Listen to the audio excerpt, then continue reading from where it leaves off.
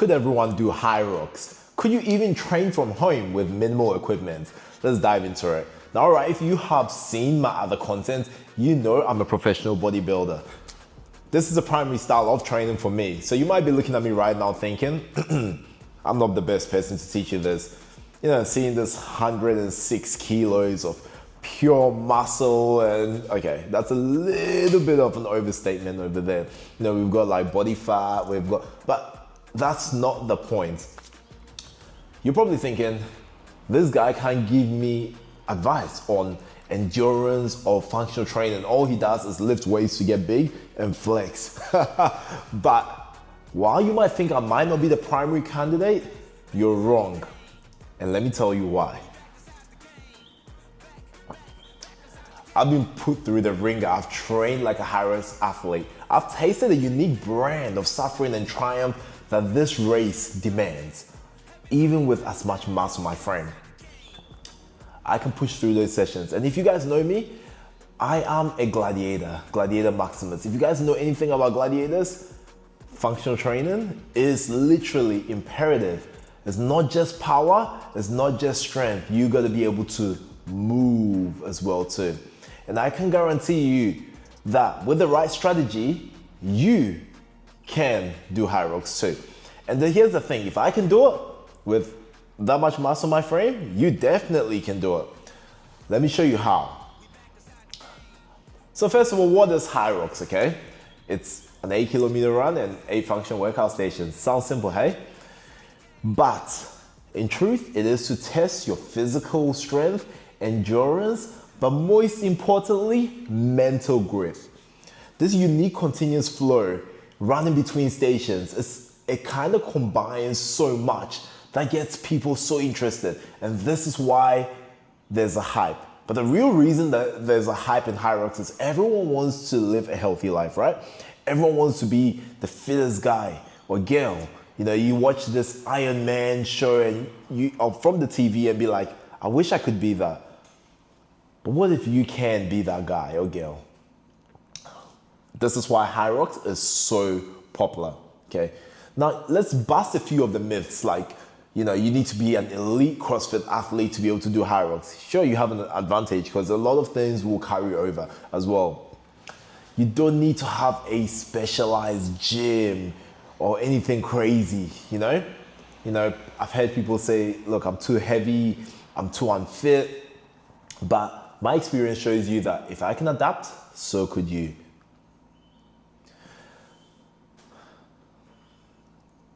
So let's say you were training for Hyrox at home. How would this work? Okay, your non-negotiable would be endurance, running, because it is a very big part. And that's the difference between Hyrox and CrossFit. Hyrox has a lot more running in there.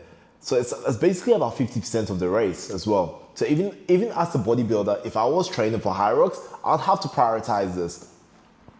Again, you don't need anything fancy. You can go outdoors to train for Hyrox. You can grab a treadmill at home to train at Hyrox. So this, which is 50% of the race, or 50% of Hyrox, shows that one, you can already do it. You're already halfway there. And you have to prioritize it. And we're gonna go into how you can do this as well too. You know, if you don't have space, stair climbing, grab a skipping rope as well too. Get some high knee drills, some short sprints as well too. Even find a hill, do some intervals as well. Do some running tests as well. That would help you quite a lot. Okay. Now, Hyrox is not just running. There's quite a few different things in there. So let's go into what is involved in Hyrox. You've got a ski egg, which goes like this, makes people look like they're swimming. And you've got a sled push and pull. And I'm not doing a bench press here. You got a burpee broad jumps. Gosh, I hate burpees. Ugh. So it's not even just a burpee alone, you're gonna jump on top of that as well. You got farmer's carries. You can look jacked, bring in all the shopping in. You got sandbag lunges as well too. If you're a gym junkie, you know how much lunges hurt. In fact, lunges used to be one of my most hated exercises, and I made it I still hate it, but I do it anyway. Then you got the all quad burning wall balls, where you are literally at the end of your workout. You literally are thinking, I can't go anymore. And then they're like, all right, let's get some wall balls in, and you got to get them nice and deep. Okay, no pun intended there. If you don't get those wall balls nice and deep with depth, it doesn't qualify. So you got to make sure you practice your form and technique with that, okay? So these are some of the important aspects. And now that we've got this skeleton of what you have to do for a Hyrox workout, let's dive into how you can structure this if you're at home. So let's say we start with a long run, okay? Where this is, remember, Hyrox is 50% running. So if we focus on a long run and have like 2 or 3 stations, be it a sled or farmer's carries, that's a great start, because what happens is you get a run in, which is very important, and then you start to also test yourself while you're in your cardiovascular endurance and you're working in that space. Can you still use explosive strength? And that's what it will test you. Then you need a day where you dedicate to your strength and power as well too. You can focus on about 2 to 3 stations as well. So like, let's say burpee broad jumps, wall ball variations as well too, and sandbag lunges. One of the things that people really fail to do is they fail to prioritize recovery. So your next thing is make sure you have some day recommended for recovery, even if it's just one day. But when I say recovery, it doesn't mean just chilling in bed and relaxing. Active recovery, move. These joints are going to start to get, your body's going to be in, like, when you exercise, you are basically tearing the muscle, you're basically challenging the muscle, and that's what helps you grow, right? Now, you're going to have some scar tissue, which is also going to impede on your mobility. So you actively moving can help get rid of the scar tissue. It can help increase mobility and actually reduce your chances of injury, okay? So if you're a bodybuilder or someone like me, specifically, this one you need to do because mobility is already an issue for you. And then you start to get a bit of a simulation for your next day, where it's kind of like trying to put it all together. So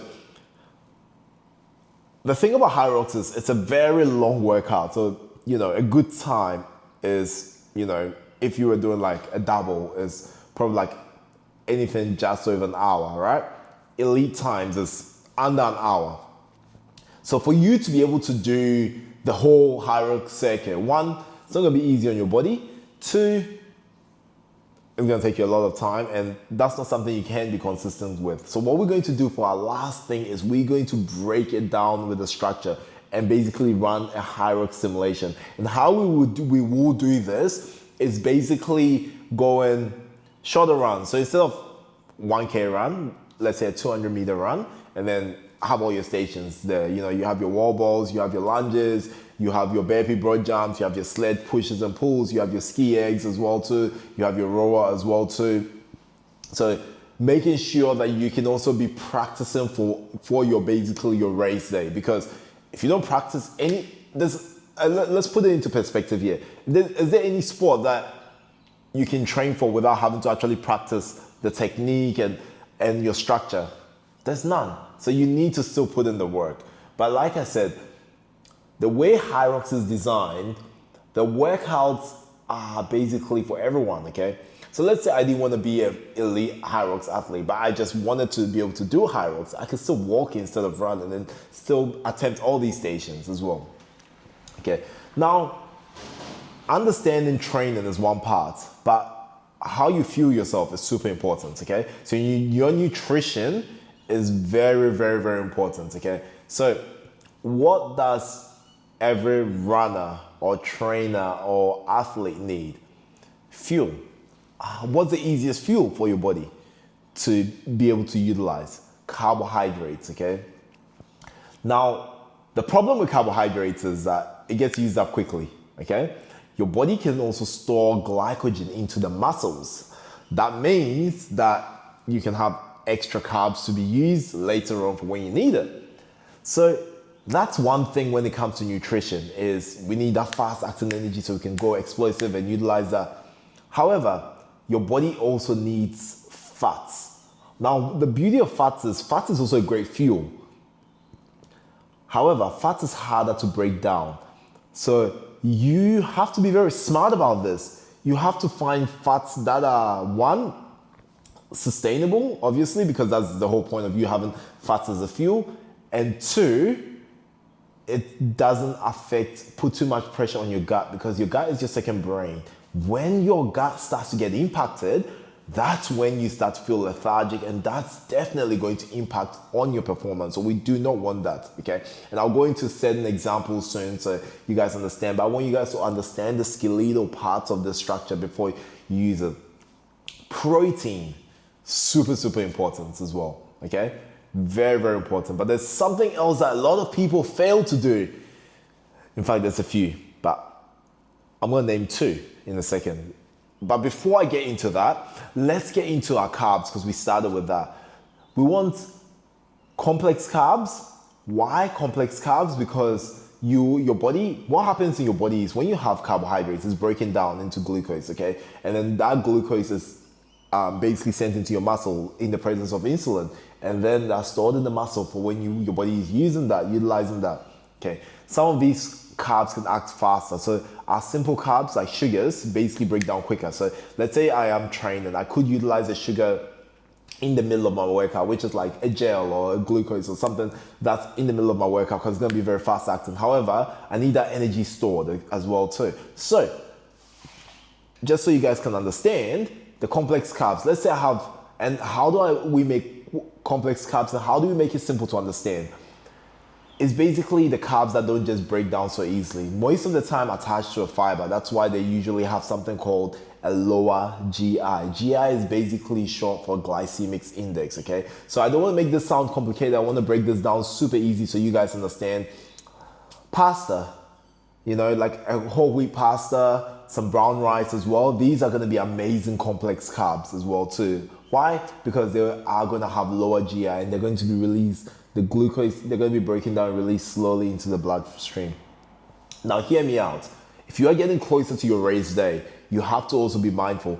Fiber is great, but make sure you don't get bunged up by the fiber. You need to make sure that you're eating enough fiber to, one, slow down your absorption of glucose as well, so you also have much more muscle glycogen and ready to use for your race or your competition.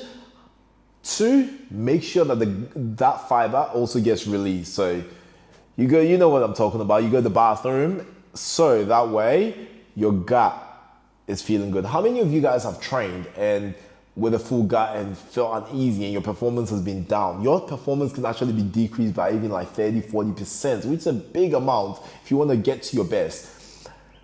So have fiber, but make sure you use the bathroom as well too when you have fiber. And I would say don't have high fiber foods too close to your race, okay? Have enough time to use the bathroom. Now there's certain things, if you have a lot of fiber and you're not using the bathroom, there's a reason probably why, and that's why we're going to be diving deep into the next point I'm talking about. But before I get into that, let's talk about fats. What kind of fats? I mentioned before, fats are great, okay? You do not want such crazy amounts of saturated fats, and also, fats that are alien to your body. When I say alien, if it's something that you're not used to, do not have it, okay? Another fat that is great, that doesn't really spike up your blood glucose levels, but almost works as good as glucose, is MCT oils. Example, coconut oil.